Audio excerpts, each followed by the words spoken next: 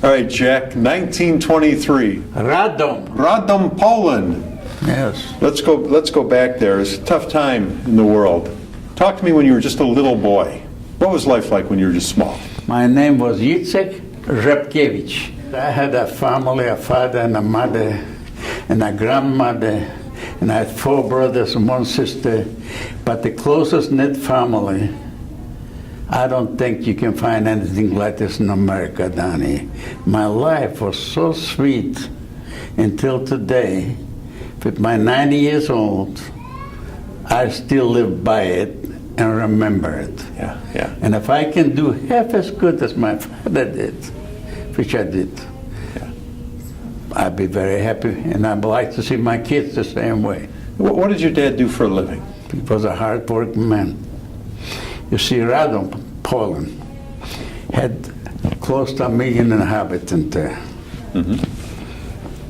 Had 1 bank, it was called Bank Polski. My father had a kantura, it's called in Polish. You get a check at 5 o'clock when you get up from work. And the bank is only open from 10 till 2. Who's going to cash your check? My father did. That's the business he was in. Now, you remember your grandparents at all? My grandmother and my grandfather, yes. My grandmother didn't die either. My grandmother was murdered by the Nazis. And she had a factory, and she had lots of people working for her. You know what kind of factory she had? Selling candies, making candies, you know. My grandfather was a rabbi. He didn't work. Rabbi Yankiv. What about your grandparents on the other side? They were rabbis too. So they didn't do no business, lots of religion, but they had a good life. When you were starting to become a teenager and everything, the world was changing. Take us through that time. My father was very much involved with the government a little bit. You know, like selling government bonds for him, not to make money on it. But if you talk with the hierarchy in Poland, according to them, even if something would break out, a war, it wouldn't last, it would be 60 to 90 days going to be over. A German Jewish man was living in our house, or a young man at that time. They took away the businesses. They did lots of bad things, but they never brought up, my gosh, there would be murder involved in that. See, even when I came up, and the school I went to was an interfaith school. We had Christian children, we had Jewish children. We had a Jewish rabbi, a principal, we had a priest, a principal. One side they were teaching us Polish, he was teaching us Hebrew. You would have thought the entire planet consisted of 2 religions. Either you were Jewish or you were Polish, you know, or Catholic. Because Pope John Paul II was the most friendly friend with Jews when he was going to the theology school. But he was involved as an actor in the Jewish theater, Ida Kaminsky Theater. He played with Jewish people. In 1942, he and a friend of his, a big priest, helped smuggle out a Jewish girl from Auschwitz. Smuggled it to London. She came to London at that time, and through protection, she saw Churchill. She saw Churchill,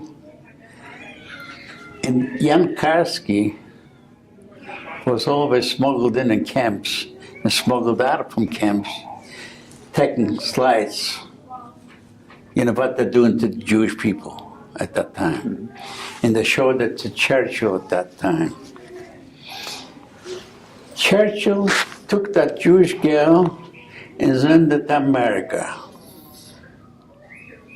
She arrived in America, and at that time the Polish consulate in exile, they arranged for this young lady in Jan Karski in the Polish consulate in exile during that time to meet with Franklin Roosevelt. When they showed Franklin Roosevelt the slides and the pictures what they do with the people in Europe, he brought Felix Frankfurt, Chief Justice of the Supreme Court, talking about 1942. Showed them slides on Auschwitz, Birkenau, Majdanek, Treblinka, in all them places. What they're doing with Jewish children, with Jewish people, and other people. Because there were 6 million men, women, and children were murdered for no other reason but they were Jewish. But there were 5 million others. But you know who the 5 million were? Educators. After this came the homosexuals, gypsies, the undesirable. Franklin Roosevelt said, we're going to see to do something about it. Didn't do nothing. They arranged a meeting with Irving Jaffe. Irving Jaffe was the leader from the Jewish Reform movement. Felix Frankfurt, Irving Jaffe, and another few leaders. And they showed them the slides and everything else. Jan Karski and the Polish consulate in exile. And when they looked at that, the Chief Justice, Felix Frankfurt, pulled out a large cigar and lit. He says, I would never and I will never believe one human being can do that to another. And that was the end of that. Talk about what was going on in your family when people were being taken. I went to school, private school, NFA school, Catholic children, Jewish children. The first thing gets happened after 5-6 months. My father still had his business, but one day they came in and they took out the entire school on our work assignment. They took the principal, the assistant principal, and all the teachers, and all the students that took him out. And they took us out in a place which they had prepared the place as a working place. You have one place, you have a pile of mutton stones. In the other side, you have a pile of mutton stones. So they take the principal, and they take the assistant principal and all the teachers in order to show the students how to work. And then they picked up the stones, and they picked up the mud, and they walked with that. You know, take it from their place, take it over to the other place. But you see, in Germany, there was no such a thing as walk.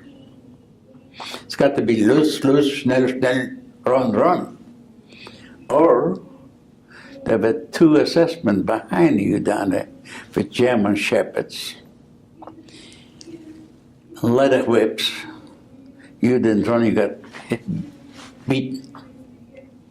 So they showed it to the children for about 2 hours. Then the children knew what to expect.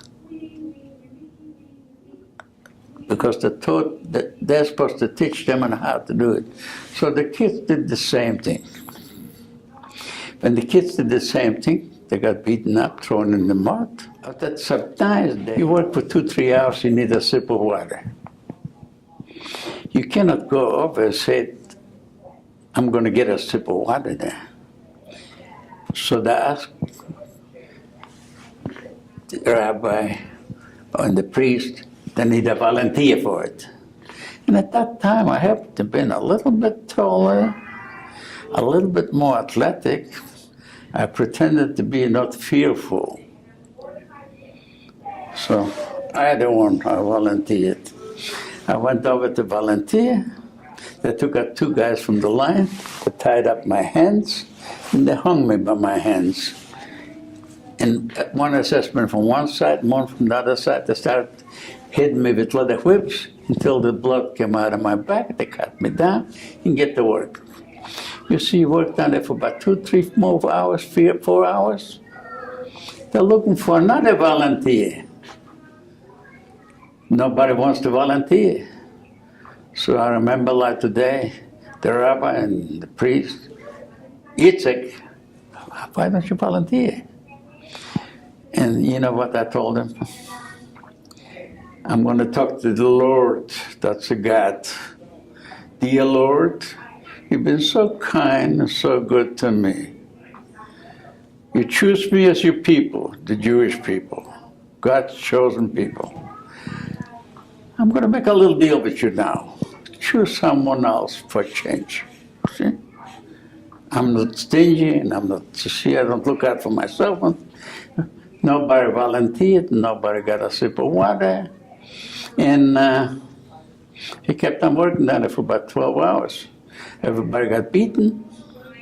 I came home. My parents, we wore uniforms. You left clean. I arrived at home, my father, my mother. My father was a very learned man, very smart. Not a single word, what's happened or what did they do to you? They washed me up, they cleaned me up, they gave me dry clothes, they set me down, they fed me. And after they fed me, my father was using psychology at that time. The meaning of the word psychology at that time, I didn't know it. My child, I had dealings with the hierarchy, and they told me this war is not forever, that's going to last 2-3 months, and they'll be gone. But not a word about how you got hit and what they did to you. And I was already fat and dry, and he already told me, the master, it's not going to be for too long. My father had a library. The library was a Jewish library, Polish books and Jewish books. But he went over and brought back a book. When you are 15 and a half years old, goes through your mind. My God, what in the world does a book have to do with what's happened to us down there? But this book had something to do with it. The book my father brought over was called a Haggadah. It's a book which we use in Passover and Seder for a sermon. And what is it? He went from page to page to page, and what did he arrive to? He arrived, you see, there was a time in history where we, the Jewish people, were slaves under the pharaohs. In that page, he found the work we did. And what is the work? Take your childhood away. Take your mind away. Take your intelligence away. Where does it put you? To become a slave. In case closed, and with this, he says, don't worry, with all the suffering, a couple, 3 months, we'll be able to survive. Did you go back to school the next day? Yes. We got back to school. A week passed by. Another week passed by. Everything was normal. All of a sudden, a bulletin came. It was from the governor for the occupied Polish territories, Governor Frank. The first thing, a curfew from 6 in the morning till 6 in the evening. You can be out. If you caught before that time or after that time, the penalty is death. If you own a radio, you don't deliver the radio, the penalty is death. If you own a weapon, you don't deliver the weapon, the penalty is death. If you are caught with a little more than the rations you are getting for your daily living, the penalty is death. How many times do you think you can die? To put the icing on the cake, if you walk on the sidewalk, you see a German soldier or a German officer, you don't get off the sidewalk and tip your hat for him. The penalty is death. Well, I figured I'm already dead. How many heads? Who can take more? So he kept on coming up with things and things and things. And at that time, they took out all the Jewish children, not the Christian children, just the Jewish children. And at that roll call, they took us and rather the ammunition factory. When we arrived down there, and you came down and you saw the gate, the fence and the gate, Arbeit macht frei. Work will make you free. That was a slave labor camp. After a year, they turned it into a concentration camp. Da München Factory was stehe da in der Push-Aktionsgesellschaft auf der Fabrik. See, I can speak Russian, Czech, Yugoslav, Polish, German. We arrived down there. A little man came down about 65 years old with the most beautiful smile on his face. You know what I say this is? He can look at you, he can smile at you, cut your tongue cut, take your eyeballs out. Häftlingen. We are no more people. He's calling us prisoners.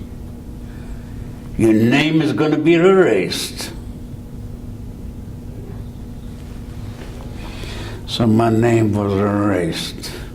From Yitzhak Shepkevich. You know what my name is now? Häftling number 828. You are a prisoner now with a number 828. I never had a tattoo.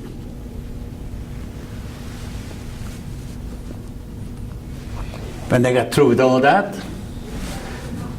now we're going to show you of what your livelihood, how you're going to live. So I had prepared barracks. You come in the barrack down on the inside, not a table, not a chair. Nothing but shelves, wooden shelves.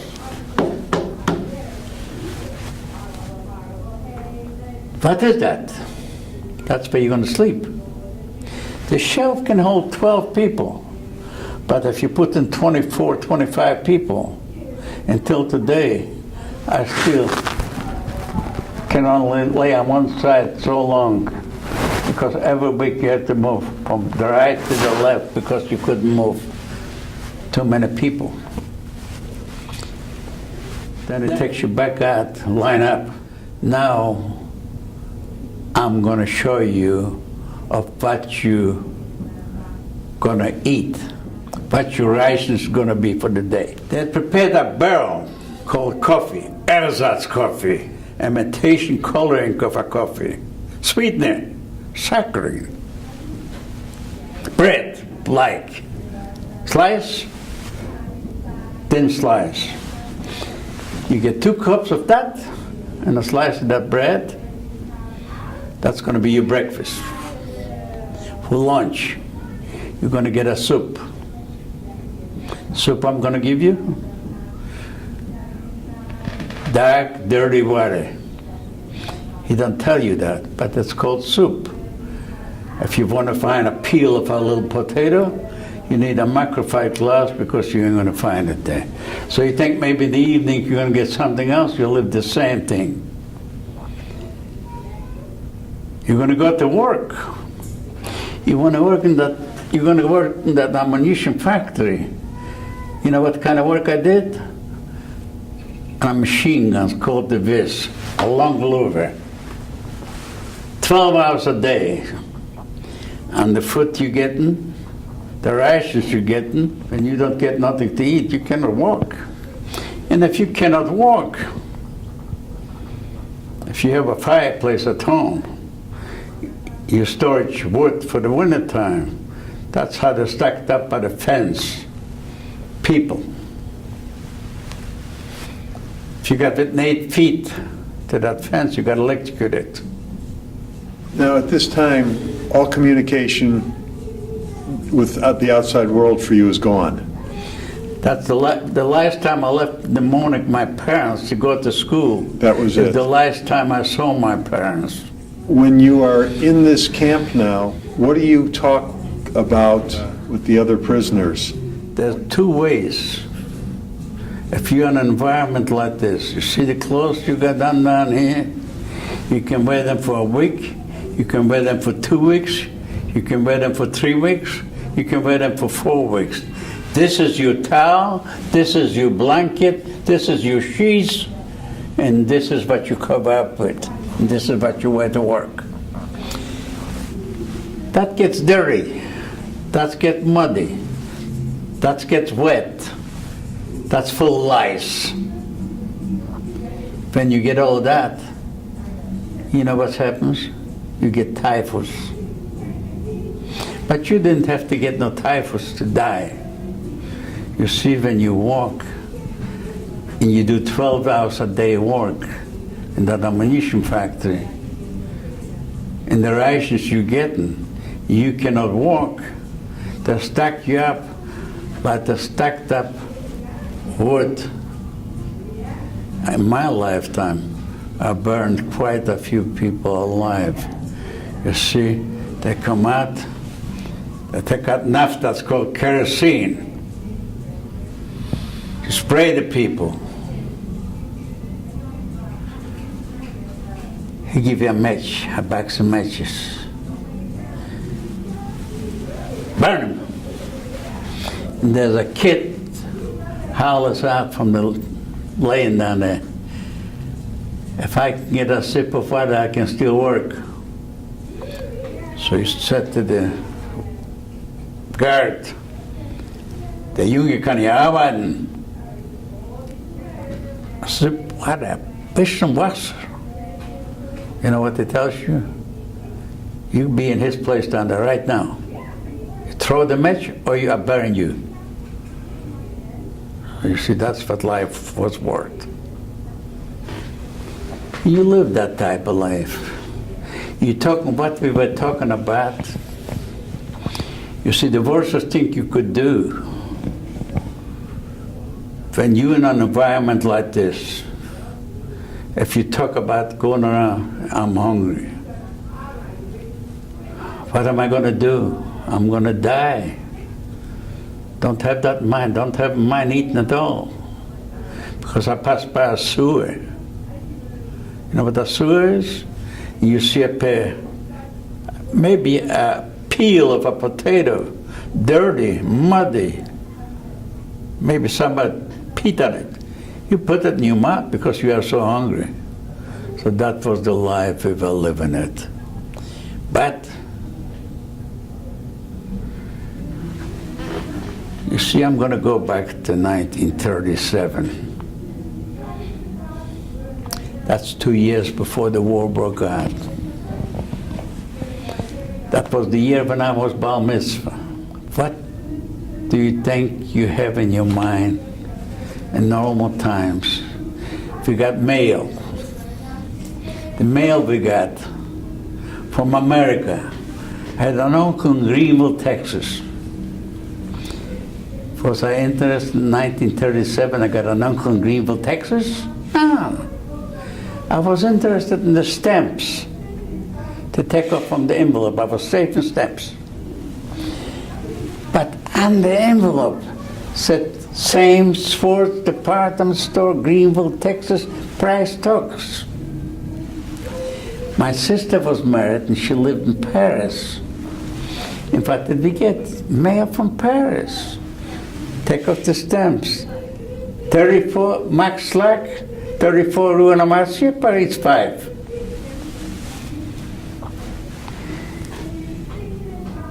You know, that was 1937. But in 1937, there was a treaty signed between Molotov and von Ribbentrop. Stalin and Hitler signed a treaty. It was a non-aggression pact with a provision. You see, in 1939, September 1, when they divided, when they run over Poland, they divided the country down there. The Russians came from one side, the Germans came from the other side. And that lasted till 1942. In 1942, Hitler decided he's going to run Russia. You break the treaty. So what do you do in a case like this? You bring everybody home from the ammunition factory, you have a roll call, and the commandant comes out, an Obersturmführer, Häftlinge. The Krieg is ja at an end. The Russians are coming. You know, I'm saying in English now so you can understand. The Russians are coming, you're all going to be free. But you know what they do? The sadist has got somebody observing. You got to stay 4,000 or 5,000 people. You got to be good on reading faces and see, my gosh, you got a little crack on your lips. That means you got a little smile. You're happy because you're going to be free.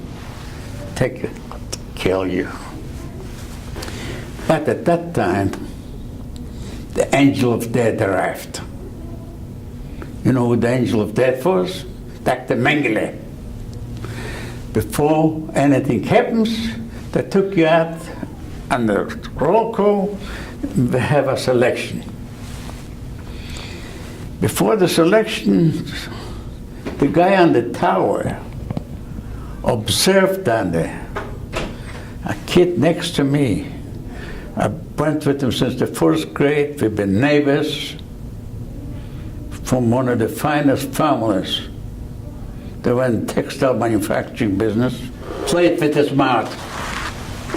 The assessment from the tower came down.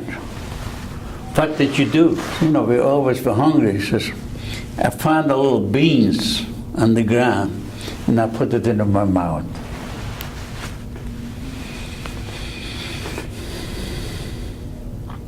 Took out two guys from the line. I was at the right, another kid at the left. Morris Rappaport was in the middle. He took him out, tied up his hands. We took him over close to the fence. By taking him over close to the fence, the assessment took out this bayonet, handed the other kid down there, opened up his stomach. He opened up his stomach. You know what he tells me? To find that little bean. I went in his column, I found a little diamond by 2 carats. I cleaned it up and I handed it to him. We left Morris by the fence down there. He's dead. I came back in the line. You would have thought I was immune. It was my turn. Mengele goes through me. You know what's happened? Had a little gold feeling in the inside of my tooth. Took out 2 guys from the line. Didn't take me to the fence. If I would go to the fence, I would be dead. Tied up my hands. Give another kid a pair of dirty, rusty pliers. And pulled every one of my teeth with my gum, including, to get that piece of gold from my crown down here. Since 17 and a half years old, I didn't have a tooth in my mouth. I didn't get infected. I didn't die, my time was not up. You couldn't get a sip of water to rinse your mouth. I used my own urine to rinse my mouth. But you see, I got years to live. I survived that too. And from there, they took us out on a dead march. And they took us out on a dead march. Finally, we got some boxcars. A boxcar can hold 40 to 50 people. If you put in 150 people, stack them in like you're stacking sardines. When you put in people like that, some of them die, you have a little room to sit on them or to lay on them. And we went from there, from Poland. We arrived in Germany.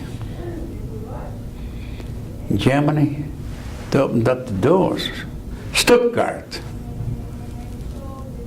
Ludwigsburg, Biblingen, Weihingen, Hessendown. We go back and forth to confuse us. You know where they took us? That place is called Weihingen. We arrived in Weihingen. It's good, my gosh, the school I went to, they taught you good. I was educated, I knew where I was. I arrived at the place down there, Colementhaler Steinbruch. It's a stone mine.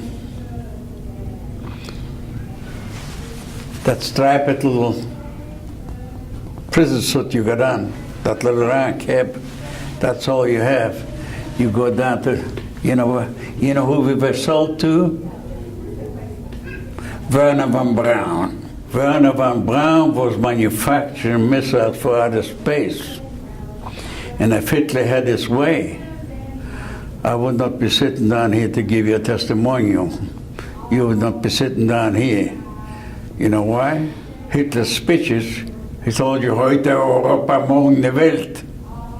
Today Europe, tomorrow the world. You would have been dead. I would have been dead. But we stayed down there a little while. They stopped bombing down there. As dead as I was, but I always volunteered. We went out to look for bombs, demolition. But if they bombed the homes, I'm going to get in the house down there. I find a piece of bread, I find some potatoes, I find something to eat. And I bring it back, and I got friends, I share with them. Stayed down there a little while. Same thing, stop bombing. We got to go out again. From Wahingen, they took us to a place that's called Hessentown. Arrived in Hessentown. We arrived in Hessentown, the first thing, how did we stay in touch with other prisoners? Couldn't say who we are. They didn't know whether you were Polak or Czech or Yugoslav or Russian or whoever you are. Uncle, they knew that you are Jewish. And the first thing they tell us, now in this camp down here, there's no food.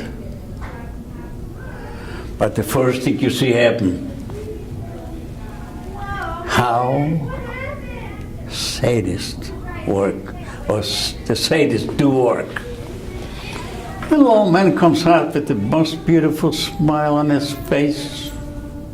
Häftlingen, wenn jag mal good arbete down here. If you do good work, you're going to have a good life. Better work, better life. I've been down here to Commandant for 3.5 years. I have never used a bullet on nobody. But I guarantee you, he don't say that, I say that. I'm going to kill you. How does he kill you? You got 4,000 or 5,000 hungry lions. They can find a piece of peel from anything. They're going to put it in their mouth. You're dirty, you're cold, you're wet, you're full of lies. He comes out, and what do they bring him out? A plate. You know what the plate got on it?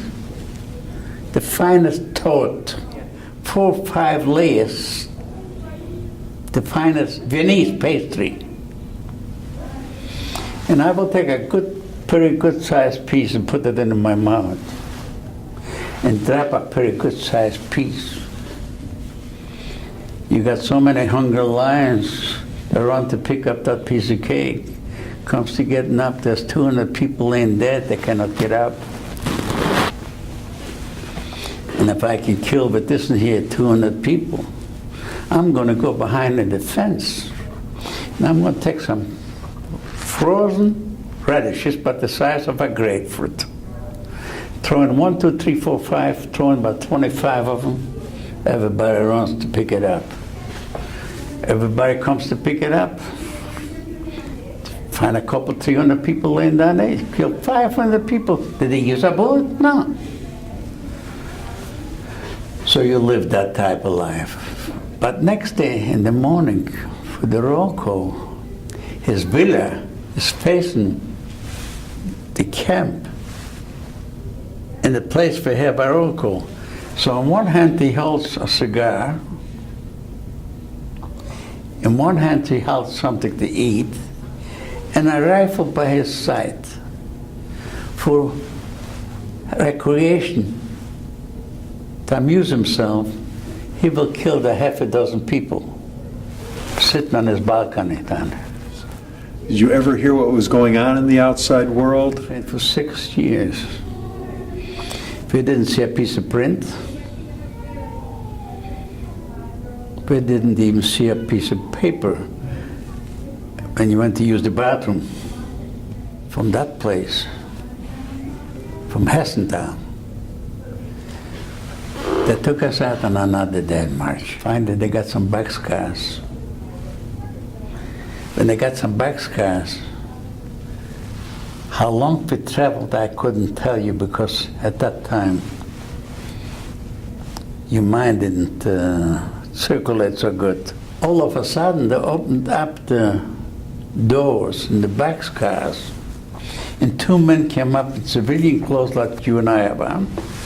And they had done Red Cross bands. We are from the Swiss Red Cross. The war might be at the end. Some of you might survive. If you can remember a name, an address, a place, anywhere in the world, we will notify you might survive. Didn't say you're going to survive, you might survive. Well, you know, I'm going to talk God now. You know, God works mysterious ways. Even time, condition, the way we were in, He can implant things which you have never thought of. Your mind cannot even absorb. Why? If you recall, I was talking about 1937, the time when I was bar mitzvah. And a time like this, how God can implant something like this in your mind to even think about that. You know what I told him? Same Schwartz, Greenville, Texas price talks. America. I had a sister, if you recall, I told you, 34, Max Slack, 34 Rula Marcia, Paris 5. Give it to him. So do other people, which they remembered. I was dead at that time already. They left. Where did they take us from there? To the Black Forest. The Black Forest, you're in the darkest darkness you have ever been. All the years in the concentration you were dark, but down there was dark, and cold, and wet, and hungry. And at that time, we all had a disease. You know what the disease was? We all had typhus. From the dirt and from the lice and from malnutrition. We stayed down there, and down there, a little while they came and they needed some people to go out, volunteer some work, because they bombed there. Went out and sure enough found some food down there. We got in the houses. I love to get in the houses. A month, nothing to it but just demolition. But we found plenty to eat in the houses down there. And from there, they started bombing down there, got to take us out again.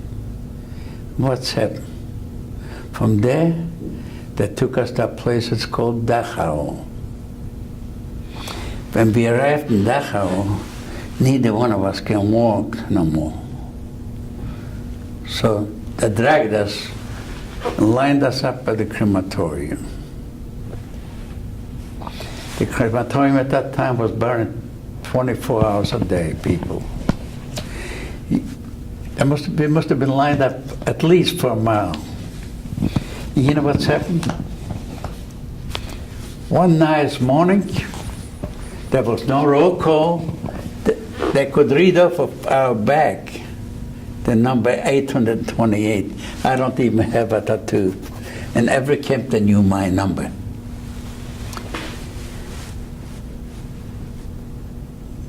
We were laying there to being picked up, pushed in the crematorium to be burned. One morning, there was no roll call. There's some young men came, start hollering, "You are free, you are free, you are free." But neither one of us could understand. But there was one man came down there, had 2 pieces gold on his shoulder. Didn't know who that was, but you know, he could speak my language. Als nicht kann morgen sind alle freie Menschen. Don't y'all be afraid, y'all are free people. And then there came Red Cross trucks, and they picked us up, and where did they take us? First, you couldn't tell who they are, what they are. Their faces were covered, their clothes was full of plastic, the hands, the shoes, you couldn't even see, you know, because typhus in the lice is very contagious.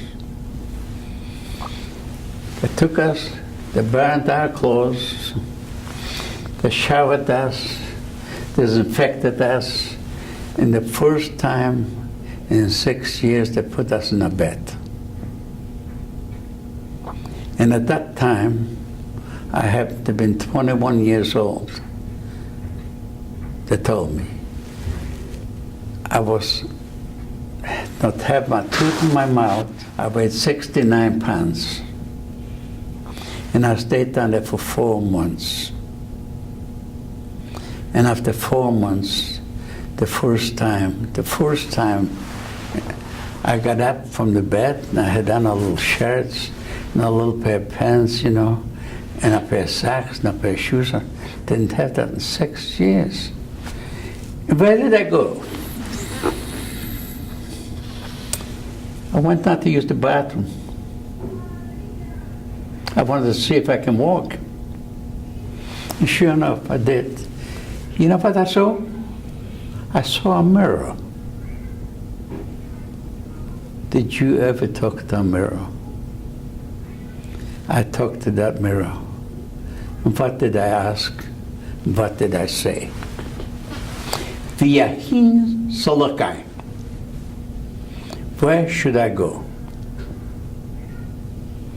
Do you know where I went? I went back to the place where I was liberated, to Dachau.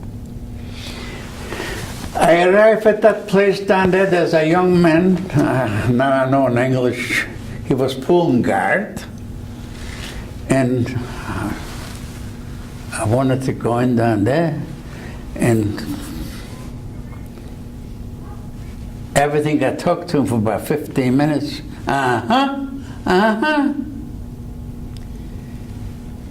And then he pulled out I told him I want to see a man with 2 pieces of gold. He pulled out a piece of chocolate and gave it to me. 2 months later, I opened it up. Go home. Where in the hell am I going to go home? I don't have no home. I went over to the other guard. And so nice, so kind, listened to me. And after a little while, he pulled out a little package. It was that big. I didn't know what it was. It was chewing gum. You know what? He gave me a packet. What does it say? Go home. I lay down on the grass. I started crying and crying and crying. Went on the telephone. You know how God works in mysterious ways? You know that man with 2 pieces of gold showed up? It was Festi. So I told him I would like to get some kind of work. He took 2 young men. They took me down to the kitchen. You know what the kitchen is? Had a barrel down there, had a sack down there, had a knife down there. They gave me to peel potatoes.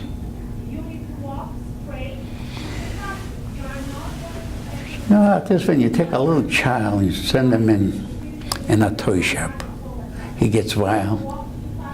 I used to pass by a sewer, my gosh, I picked up, my gosh, a piece of dirty peel from a potato. He gives me the peeled potatoes.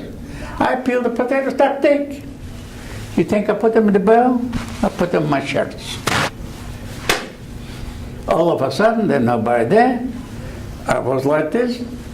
From where the whole company came, I didn't know it, and I started crying. I know what the penalty is for stealing. You know, you steal it, your mind still works that way. I start crying, they come over, and they brought down the man who can speak to me. And they brought that man down. Was das die Getier? So I told him, I stole some the peels from the potatoes to bring it home, and we're going to have maybe a party.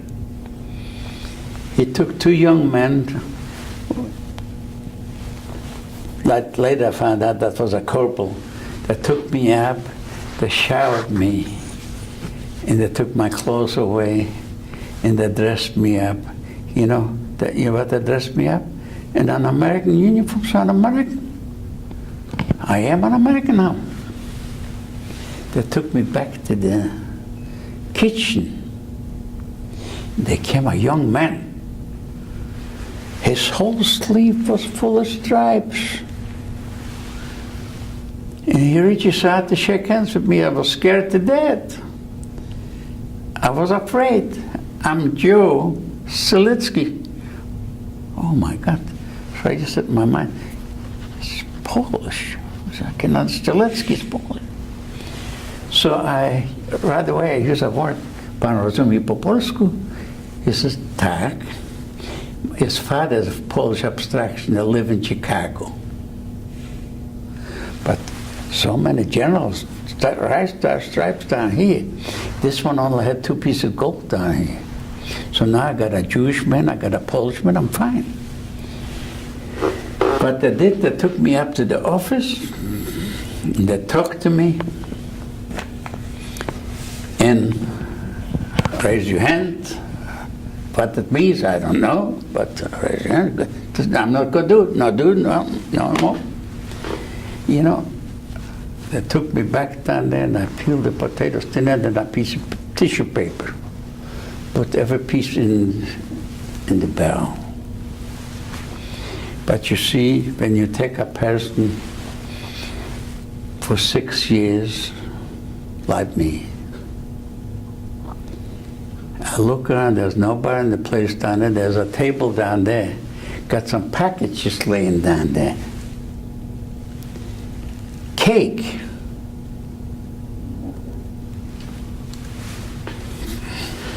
Nobody there. I went over there and took one of them packages, tore it open, you know. There were thin slices down on the inside, and I ate up the whole package, you know. I know later that was a loaf of bread, white bread. I never saw white bread in my life, like this in Europe and Poland.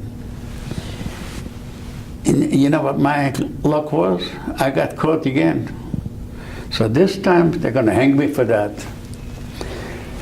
So they brought my angel, the guy with the 2 pieces of gold, the guy with the thing down here, whole company down there, and I cried my heart out. Then he says, I'm going to ask you a question. Yeah, and I want you to be as honest as you can be.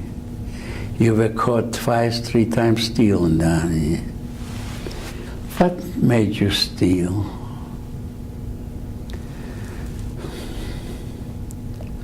So I said to him, you see, when you are incarcerated for as many years as I have been, you go through what I went through. You have a dream, you have a jealousy. You have a dream. What dream did you have? I said, my dream was one day to have a whole loaf of bread. Then I found out they called that a loaf of bread. and eat as many slices as I can. And I ate up the whole loaf of bread. And I fulfilled my dream. So what kind of jealousy did you have? What was your jealousy? You see, my jealousy, when I was standing on a roll call, cold, dirty, wet, with lice, a butterfly sat down on the ground, and that butterfly was able to fly away. I was not able to go nowhere. Thank you very much. That was my jealousy, and that was my dream. And brother, I'm just crying down there. Thank you, thank you. You see, my God happens to be General Dwight D. Eisenhower, General Patton, and all the veterans of the Second World War. You see, when you take the veterans, they go out and they fight a war, and they risk their life, and they later life, and the safer life. You see? Yeah. You see? Then you go back to religion again. You get back to the Bible. Yeah. The Talmud tells you, if you save one life, you save the entire planet. Yeah. What was it like the first time you saw another German person? See, when the war was over, if you recall, I told you I was 4 months in the hospital. After 4 months, you see, God worked in mysterious ways. They took everything from me, but they didn't take my marbles, my mind. You know who they wanted me to go to work for? Secret Service. You know what I was doing? I was hunting Nazis. You know where I was? At every tribunal. Before they hang you. I don't care how high-ranking an officer you were. You answered my question. How could you be out all day long, commit the atrocities you have committed, then go home, touch your wife or touch your kid, and even use the word, I love you? You know what the answer was? On orders of the Fuhrer. I had to do it. So on the orders from me, you can hang him. See, I got worked in mysterious ways. How long did you work for the Secret Service? 4 years. And how did you get to the United States? I had an uncle in Greenville, Texas, same Right. sports department store in Greenville, Texas. They notified them. They didn't know I survived. But then they found out I survived. The American consul, so he came to me and he showed me a visa for me to go to America. You know, I don't want to go to America. I got a debt to repay. He didn't know what I was doing. Mm-hmm. But you see, you couldn't tell at that time. I had Jewish a chauffeur of mine. You carried my German uniforms, and I was infiltrating you, and then we came to pick you up. The Holocaust survivors that I know were successful businessmen. Why is that? Why is that? I lived with the officers, I lived with the generals, and I ate with them in the same mess zone. Like a little kid, I learned every movement they made. Mm-hmm. When I came to America, I worked for my uncle for 90 days. And after 90 days, I opened a small store, a dry goods store. After 5 years, I bought the building. And after 5 years, I made a department store out of it. I was in business for 44 years. When I was looking for a place where to live, I was looking for the best schools. See, that was everything inside Dallas. All the people used to live there. So when I talked to my banker, I said, where do you live? He says, on Park Lane. If you live on Park Lane, it must be very good down there. Probably got some good schools. I moved on Park Lane too. I learned. I'm a little kid. I don't know nothing. You married your wife Esther. You were Edna in English.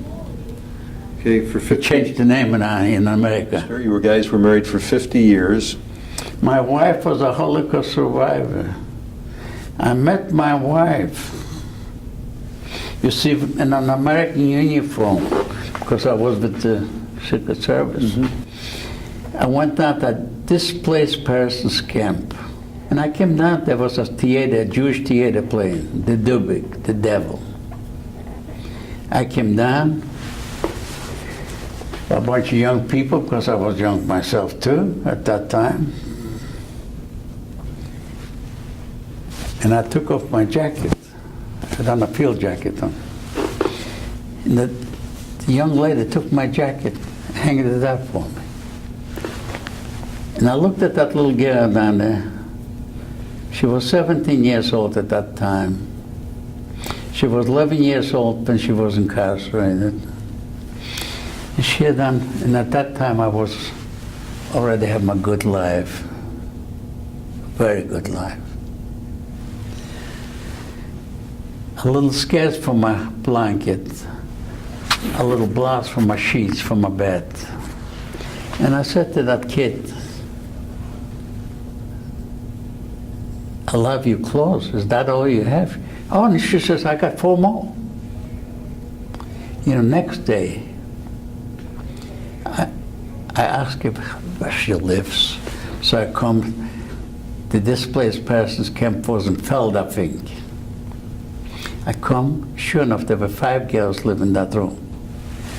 She showed me, she's got 4 more. The same thing. I says, that all you have? She says, yes. But at that time, you could have lots of money, but there was no places where to buy anything. But I was a fast learner. You see, I had lots of ration cigarettes, and candies, coffee. I went and bought 5 pieces material, found a seamstress, made 5 dresses, bought 5 pair of shoes on the black market, bought underwear. And you know, I helped this kid out, not maybe what you have in mind, but for about 8-9 months, I was bringing her food, you know, because she didn't get what we got down there, not what the officer said. Then I had a sister in Paris, France. You know, and in Paris, they had the Vichy government down there. They had the Vichy government, they had the Nazis. But I have a company with me. Took 2 suitcases with cartons of cigarettes, you see, not money. And I stayed in the Ritz Hotel, paid for cigarettes. And where did I go? 34 Rue La Marcière, Paris 5. I went down there. I came up, the concierge had on an American uniform. She didn't speak English, but German, yes. So I asked for Madame Max Slack. So right away she tells me Max Slack was deported to Auschwitz. Madame Slack is alive. That's my sister, but I didn't tell her that. I was from Greenville, Texas, from my uncle's side down here, coming down, because I had on the American uniform. She took me to my sister, hidden in a Catholic nunnery. Talked to my sister for half a night. And I was still the uncle from America. In Yiddish, you know. We went to find my little niece, her little daughter survived in a Catholic orphanage. If you come in that orphanage down there, you know what she says? Mama, American. Daddy, they're shipped out dead and you run with an American? And finally, see, I got work in mysterious ways. It was worth every bit of it. I found my sister and I found my niece. My sister should be in heaven, died. She was 93 years old. You and Esther were married 50 years. She passed away. You've been with Sarah now 17 years. You see, this lady was married for 50 years, and I was married for 50 years. A year after she lost her husband, a year after I lost my wife, we met, not in the honky-tonky place like you all go, we met in Temple Emmanuel. You got the money, honey. I got the time. You remember it's a Western song, you know. You have 3 kids and 4 grandkids. What advice do you want to leave to the next generation? To the next generation, my advice, always keep your eyes wide open. Where I was brought up as a kid, you see, in the school I went to, not too many kids, thank God my parents were able. I went to a good school, to a private school.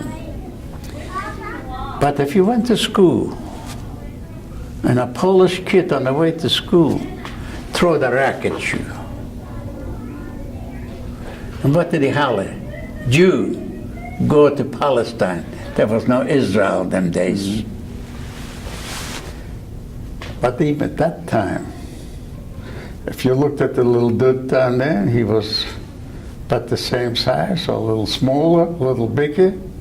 You were able to take him up, knock the hell out of him.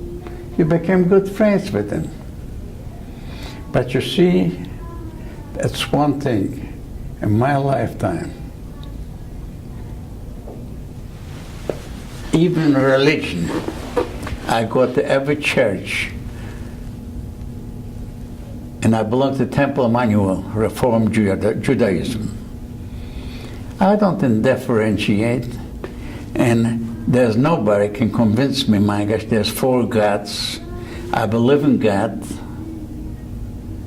but the most important thing in a lifetime, what I learned, just treat your fellow men the way you want to be treated. You will never be mistreated. I'll tell you why I tell you that. I had my place of business for 44 years. Where I had my place of business, lots of people got killed. Little things. In the black area. On 2nd Avenue in Dallas. What was the name of your store? Jack Repp's department store.